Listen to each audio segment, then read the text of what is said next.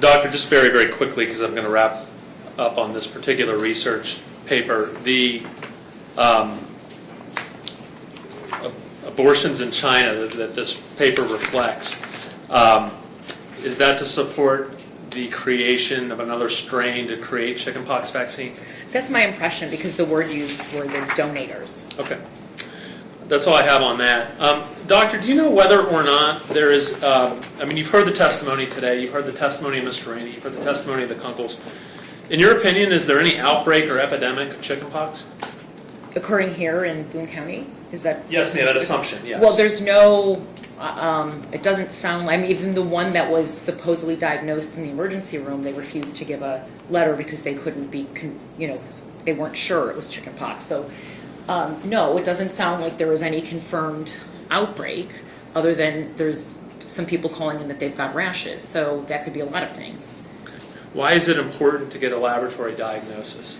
Because you're putting undue strain on a group of children without knowing what's going on. The rashes could be from a lot of things. So it would be important to document what it is we're dealing with before imposing this strain on children where they can't go to school or play their sports or play their music. Is chickenpox itself, the varicella virus, is it a serious public health threat? No, it is not. Why? Well, prior to 1995, the vaccine was really experimental and not really accepted. Chickenpox, we evolved historically, everybody got chickenpox. And one of the reasons that shingles was really just a disease of the elderly was because the way it works is that you get chickenpox, hopefully as a child, because that's the age we evolved getting it, and that's the safest age to get it, with the least amount of side effects. And then you're boosted every few years it comes through, because these things come in waves. Every few years, you would then be exposed to the next generation, and it would boost your immunity. So we had natural free, you didn't have to pay for it, it was free immunity boosting by having chickenpox going through the pediatric population. And that way, when women were of childbearing years, there was no risk to their fetus or to them during pregnancy because they had immunity. And we didn't see shingles in the pediatric population. We barely saw shingles in a young population below 50. It was mostly in the elderly that were in nursing homes or institutions where they didn't have interaction with grandchildren anymore or nieces and nephews. And that has changed drastically for the worse. So shingles has become an epidemic, even in the pediatric population, and it has a much higher morbidity and mortality than chickenpox. And now we have children and women coming of age, childbearing age, who don't have the full natural immunity, and they can't impart the full transplacental passage of immunity to varicella, so their infants can be liable, and they can be liable, they could be exposed during pregnancy. So it's created, this is a man-made problem, and the answer to it has been more vaccination, including the shingles vaccine, which we now know is recommended. So it's been in many other countries, because barely any countries recommend vaccinating for chickenpox, and in England they state very clearly why, and it's what I just explained, that it's good for the community to have children get chickenpox, they get it over with. They're not worried about when they're of childbearing years to then have it during pregnancy or to their infants. And the adult population gets free boosting of immunity. So the shingles levels are lower, the shingles rates are lower in those populations. And in some of the Western European countries, they actually want children to come to school during chickenpox. I've seen videos from the Netherlands and Norway where the teachers explain how great it is that they can get it over with for that cohort, because everybody gets it, right? That's how it always was here. And they get it over with, and the teachers and all the adults are boosted, and they don't have a shingles problem. Doctor, my understanding is that they're, and I'm talking about pre-1995. 1995 was the year that the vaccine, quote unquote, came online. Right? Yes, my understanding. Before 1995, do you know how many cases of chickenpox there were in the United States per year? Approximately 4 million. It was usually a cohort of an age group, and so everybody got it. So it was about 4 million. And of course, most cases didn't go to the doctor. It wasn't notified. I mean, most, I'm older, so I know that, and I also was around treating as a physician before the vaccine came out. I mean, families kept their kids home. Oh, we think we have chicken pox. It wasn't even notified. But the assumption was it was about 4 million cases a year in the U.S. There were some instances of hospitalization. Correct. Do you know how many roughly per year? What I've read is on average 11,000 cases per year out of those 4 million cases. And do you know what most of those were related to? Usually it's superinfection. Which, by the way, you can get superinfection from shingles too, and now we have more shingles. So just so everyone understands, a lot of people scratch. These things are itchy, and you get superinfected with strep, staph, other flora. It could be pneumonitis, like a cough, where there was some involvement with the pleura. But the death rate was extremely low. Do you know what that was approximately? I mean, what I've read is that on average there was about 100 deaths a year. Half were in the pediatric population and half were in the adult population. But I've also read that might have been overinflated. So I don't really know, but I know that that's what you read, is that there was on average about 100 deaths a year. Of course, the death rate from shingles now is higher. So, Doctor, is there any other benefits to obtaining, I'm going to say, the natural chickenpox virus versus the vaccinated version of it? Yes. Do you know what those are? Well, your risk of shingles is low. So as a child, your risk of shingles is lower. As a young adult, your risk of shingles is lower. Chickenpox is contracted through droplets in the air. It's not contracted through an injection directly into your bloodstream. So, and why that's important is that it's not just about these memory antibodies. It's also about IgA and innate immunity. So your body gets to respond to the virus through droplets in the air that you would breathe in or take in your mouth. You get IgA response. You get innate response. There's you get full immunity as opposed to partial immunity, which is the proposed mechanism and why we're seeing shingles in children as young as 2.5, when it was, I never saw in my pediatric training, I never saw shingles in children who got chickenpox naturally. It was very unheard of, and now what's reported is that it's at least 1 out of 800 cases of vaccinated children. Doctor, are you familiar with glioma? Yes, I am. What is it? So glioma is a term for tumors or cancers that arise out of the glial cells in the brain. Okay. Is there any linkage with glioma rates in receiving the chickenpox virus? Yes. So why don't we look at Exhibit 20 and then you can explain for us. Yes, it's an inverse relationship. So what that means, so there is a large consortium around the globe of looking at glioma risks, and this is the one that I've read, A History of Chickenpox and Glioma Risk, a report from Glioma International Case Control Study. And what this has found out of repeatedly, with pretty good confidence intervals, so it says, and I'll read, our study provides additional evidence that the observed protective effect of chickenpox, and the survey was about if you had chickenpox, and they actually discerned that from shingles because shingles could be from the vaccine. But the questionnaire, so they only looked at really those who had natural chickenpox infection. But it said that their study provides additional evidence that the observed protective effect of chickenpox against glioma is unlikely to be coincidental. So that means there's an inverse relationship between chickenpox and these very deadly brain tumors. Do you know how many cases are we talking about per year in the United States of glioma? Do you know? I don't know offhand. I'd have to look it up. Okay. More than 100? Oh, yes, absolutely. Okay. A lot more than 100. Okay. Let me ask, are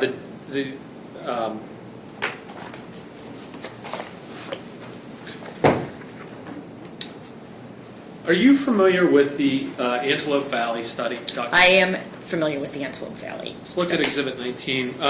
And can you, by the way, is Exhibit 19 the Antelope Valley study? I'll tell you in 1 second. Yes, it is. And can you summarize for the court generally the conclusions of the Antelope Valley study?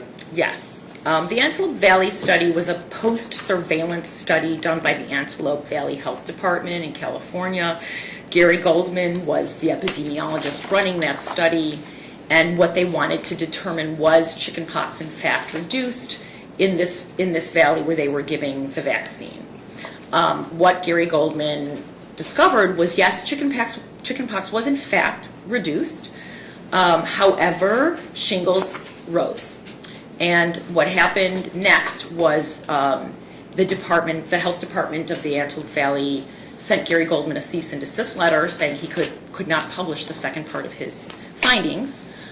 He hired a lawyer and, in fact, won in court because it was taxpaid, funded by taxpayers.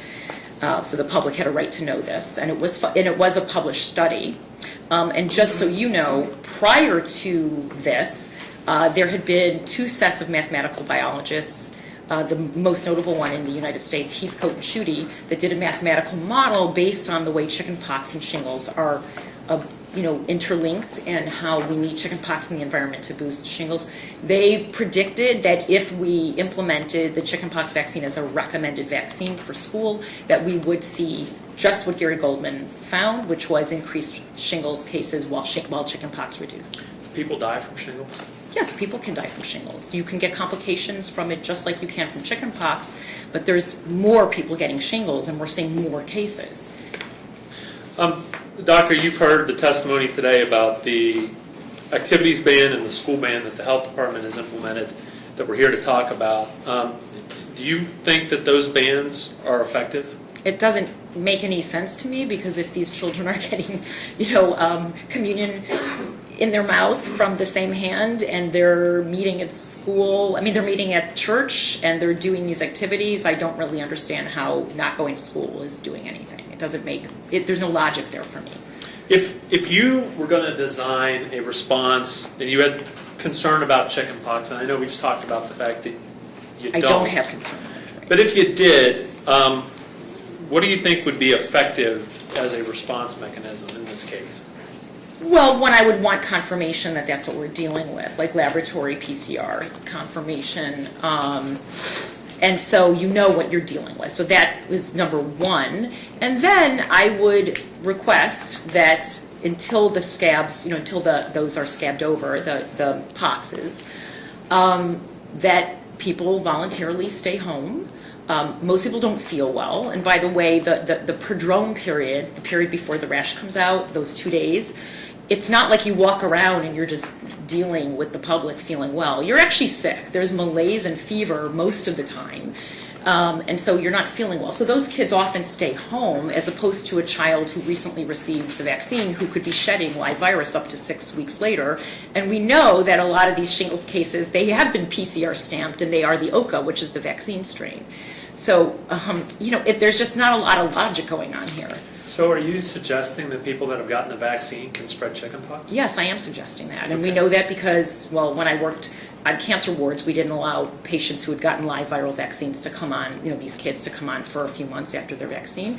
And chickenpox is one of those live viral vaccines, which does shed up to 6 weeks that we know of. It could shed longer. There's always exceptions. What's shedding mean? Shedding means that you can secrete the virus in your saliva, nasal droplets if you sneeze or cough. Okay. And it could be, if it's other viruses, that's oral fecal, could be in stool, but in this case, that's not the case. Doctor, we've talked about the concern that the health department may have about at-risk populations, cancer patients, immunocompromised people, pregnant women. What's your response to protecting those folks?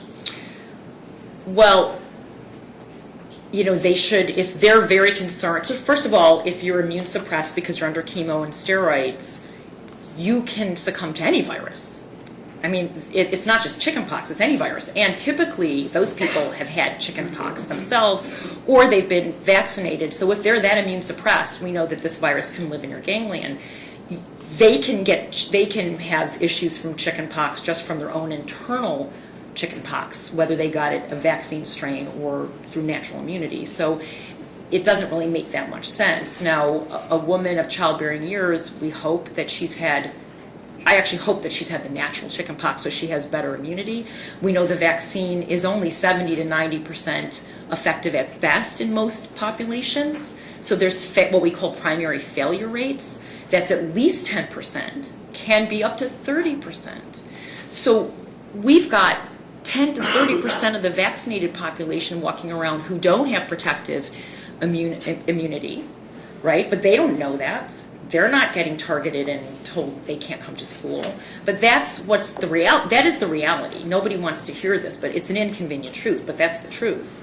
So it's not like the unvaccinated pose an undue risk to these people. These people could be at risk from vaccinated. They could be at risk from their own internal varicella that they've gotten, whether it's OCA strain from the vaccine or wild. If you're immune suppressed enough, any latent virus can cause problems for you, and any virus you come across can cause problems. Doctor, let me ask, the folks that are in the risk groups, would it be appropriate for them in the event of chickenpox going through a school to stay away? Absolutely.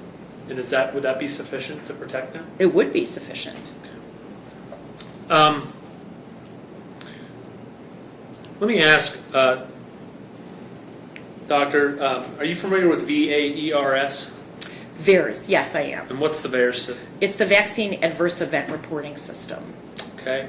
And so can you explain what that is? Well, it is called a passive reporting system because for the most part it's voluntary. However, healthcare providers by law or by statute are required to report to it if they see anything listed on the table of injuries, the federal table of injuries for the vaccine court compensation program, or a contraindication that's listed in the vaccine insert. But let me add that a few years back, the CDC hired the large HMO to do research on VAERS reporting, and what they found was that less than 1% of adverse events to vaccinations are ever reported to VAERS. Let me ask, who maintains VAERS? The CDC, well, the Health Department of Health and Human Services. The federal government? Federal government, absolutely. Okay. Have there been any reports to VAERS about deaths from the chickenpox vaccine? Yes, absolutely, and quite a few of them have been settled, in the favor of the claimant. So the drug companies or the federal government have paid out? The drug companies have no liability here. Okay. So let me just make that clear. These are liability-free products that we're mandating on children, which, okay, from a tort perspective, make very little sense because there's no pressure on them to make better and safer and more effective vaccines. But the federal government pays out, and the federal government is promoting the vaccines, and the federal government's regulating the vaccines, and then the federal government's defending themselves in this court. So there's a lot of conflict of interest that I see, but that's just how it goes. Doctor, in the normal course of the chickenpox, can you just explain symptomatically what occurs and what the course of treatment is and what the recovery rate is? Sure. So, like I said, the prodromal period is usually a couple days, and you feel the complaints are malaise, often fever, just like you were getting a virus. And the prodrome term is for any virus, before you come down with like a cough, often if you have a virus, you're going to feel malaise and feverish for a day or two. So that's just a general term. It's not specific to chickenpox. And then you get a rash, and the rash can be everywhere. It's mostly, there's more on the trunk, but it can be face and everywhere. And they can be vesicular, meaning small little vesicles that have fluid, and the fluid what's in there is contagious. And then eventually these vesicles start crusting over. And when they're crusted over, you're no longer contagious. And then you have full natural immunity, which is almost always for life for chickenpox. But again, there's historically we had natural boosting every few years by being exposed to the next cohort that was getting natural chickenpox. And again, out of 4 million cases, what was reported were 100 deaths, 50% in children, 50% in adults, and so the recovery rate's very high. Okay. Doctor, if you can turn to Exhibit 15 in the book. I think you talked me a little bit ago about Europe and their approach to chickenpox. Yes. Have you seen Exhibit 15 before? I have. I've read this. What is it? So it is the UK's, United Kingdom's, policy on why they don't vaccinate against chickenpox. And they do recommend vaccination for the at-risk population. Correct. But not otherwise. But not otherwise. And they seem to confirm your concern about shingles in adults? Correct. Okay. Doc, that's all I had on that. Do you believe that the public health is meaningfully advanced by the bans that have been put on in this case? I don't. Why? One, there's no logic because these children are congregating together anyway. Two, there's no, we don't really know we're dealing with chickenpox. It's an assumption, but I think to bar that many children from school for so long based on an assumption is irrational and illogical, especially when we don't know if their exposure is the same hike in the woods. We just don't know what it is. It could be the cornflakes. We don't know until we look. I mean, we just don't know. That's how science works, right? So we need to know what we're dealing with, one. And two, they're still meeting together and interacting and sharing saliva. So as far as I can tell from communion. So I don't see how not allowing them in school or playing basketball or baseball where they're outside, not even in a closed room where the droplets in the air would be an issue. I don't understand the logic. Okay. In your opinion, doctor, is the sky going to fall if Judge Strand issues an injunction lifting these bans? Not at all. Why? Because I don't see how it's going to change the reality of these kids getting together, one. And, that's probably the main thing. So I just don't see how it's going to make a difference. I don't see, it's not going to make any difference. And do you believe that the naturally occurring chickenpox is actually advantageous? Absolutely. And you want to get it in childhood because when you get it when you're older, first of all, we know from studies that it's if you're going to have a greater risk of having any of these side effects, these like super infection or pneumonitis or whatever, it's going to be when you're older, one. Two, you're usually in college, grad school, or working, so if you have to miss 10 days, it's a much bigger hardship than missing 10 days of school. So nobody wants to get these things. And we evolved for millennia getting it in the age group between like 2 and 10. So, that was like the normal age range to get it. So why are we delaying it? Doctor, let me ask, in the course of your medical practice, have you ever prescribed drugs or any course of action without understanding what the underlying disease is? I personally don't do that, but I certainly know that that's done. Okay, but you don't believe that that's appropriate? I don't believe that's appropriate. I'm not. I don't believe it's appropriate. I don't judge others for doing it. I understand their. In the same vein, it may not be appropriate to enact these bans that have been done in this case without understanding what the underlying disease is. I agree with that statement. Absolutely. Thank you, Doctor. Thank you. Spanda.